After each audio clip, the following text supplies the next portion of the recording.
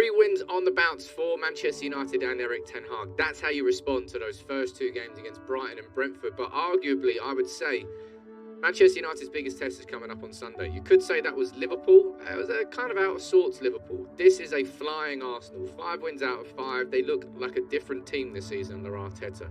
And Manchester United, we've started to look different, but we've got to put in that performance and follow it up against Arsenal on Sunday. In this video, I'm going to run through my starting 11. I think the big questions that Erik Ten Hag has is Antony going to be making his debut?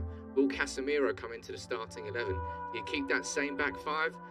What about Marcus Rashford? He's looked pretty poor recently. There's lots of, what about Ronaldo? Does he start this game? There's lots of questions. I'm going to answer all of them in this video. So make sure you subscribe to United People's TV. If you're not already, become part of the community. Hit that subscribe button there. Hit the notification bell as well. You get a little ding every time I go live with a video. Let's run through it. Now, firstly,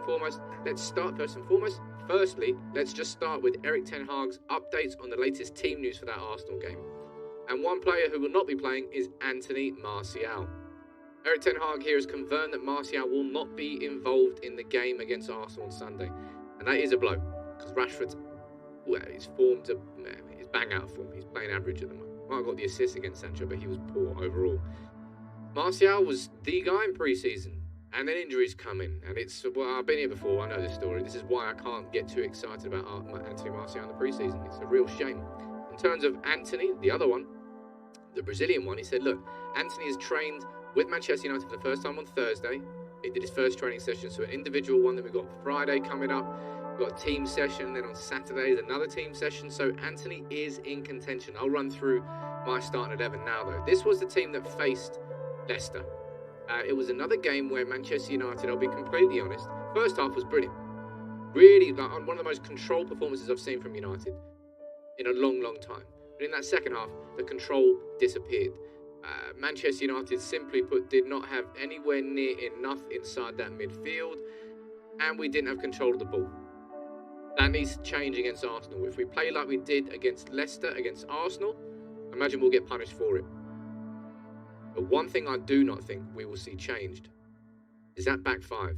It's unfortunate Tyrone Malacia is not in this photo, but it's just a cracking photo of De Gea with Martinez, Dalot and Varane.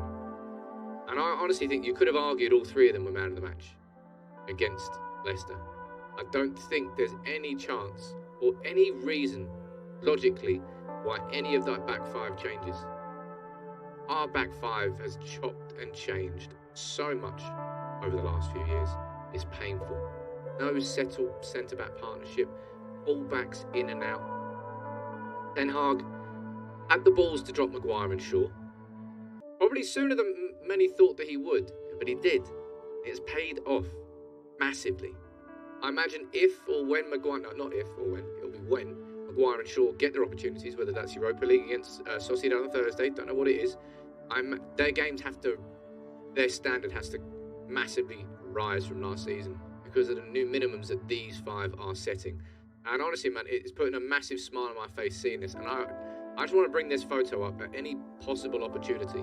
Anybody, anytime mentions his height anymore, I'm just going to send them this. It's such a good photo, and I'm going to absolutely, once again, like I did this morning, zoom in on that. Jamie Vardy's like, what is this dude doing? Look how far you got to scroll down to see Jamie Vardy's face. Yeah, he's 5'9" though. Listen to Jamie Carragher. He's got no chance of being a Premier League defender. Absolutely no chance. That back 5 is settled and sorted. It'll be, I personally think, the biggest test. We've got Saka, you've got Jesus, you've got Martinelli, you've got Odegaard. All these players are banging form.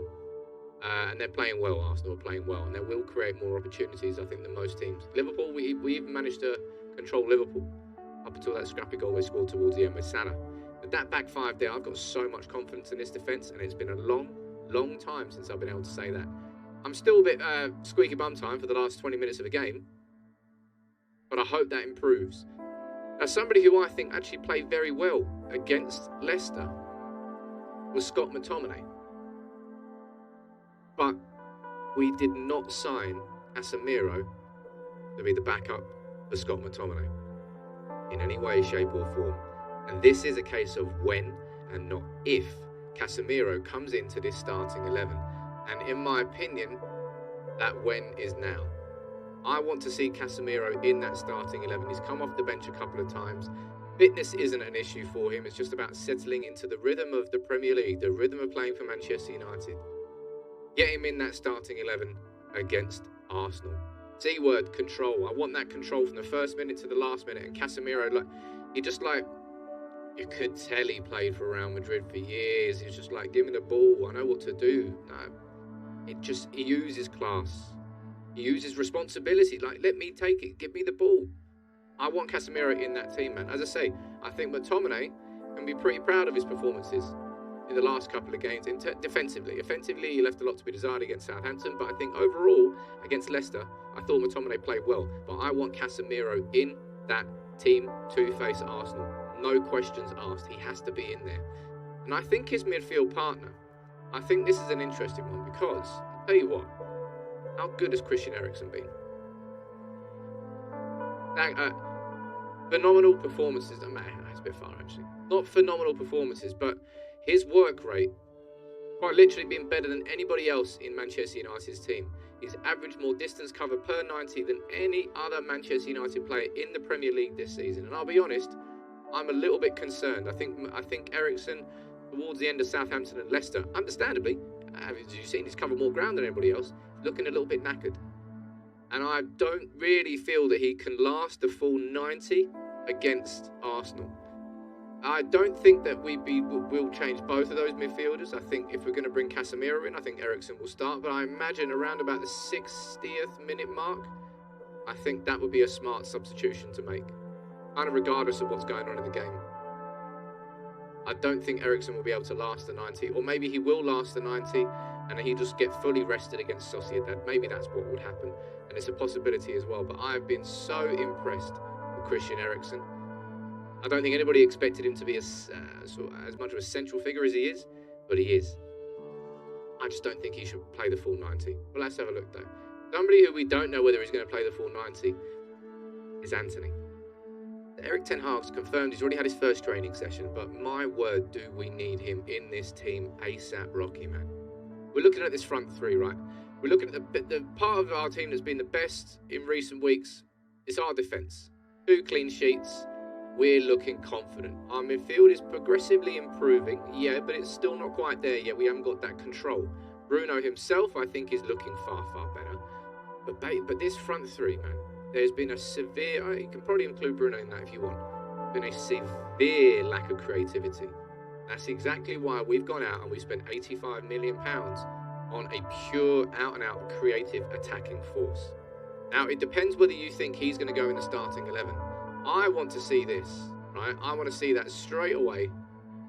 That's the front three that I would like to see. And I'll speak about Rashford, I'll speak about Ronaldo, and of course I'll speak about Sancho.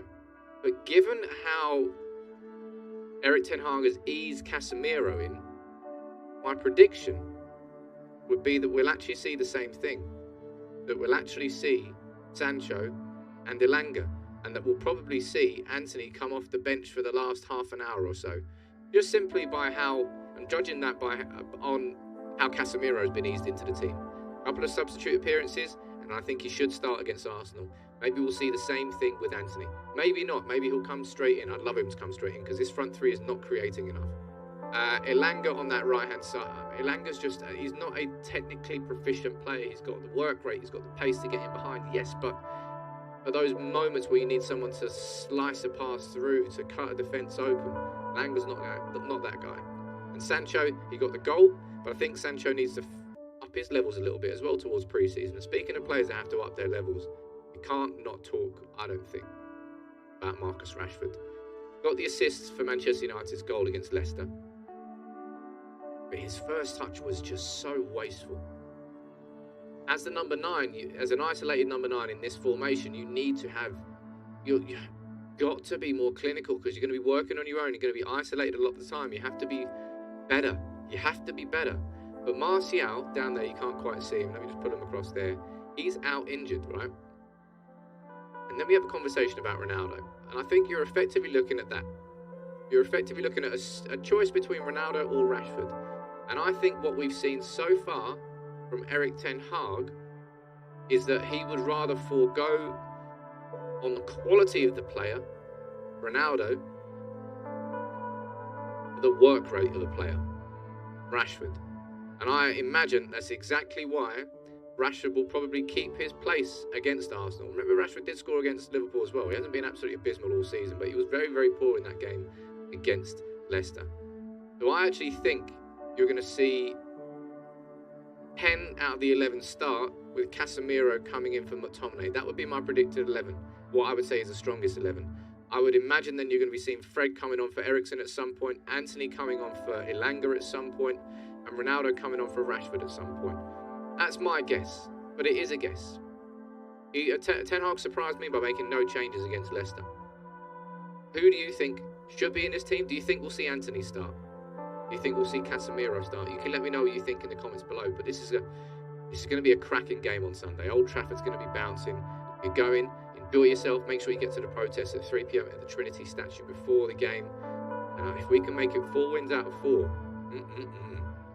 yes please, and I want to see Antony start and Casemiro start. Come on, Ten Hag, please.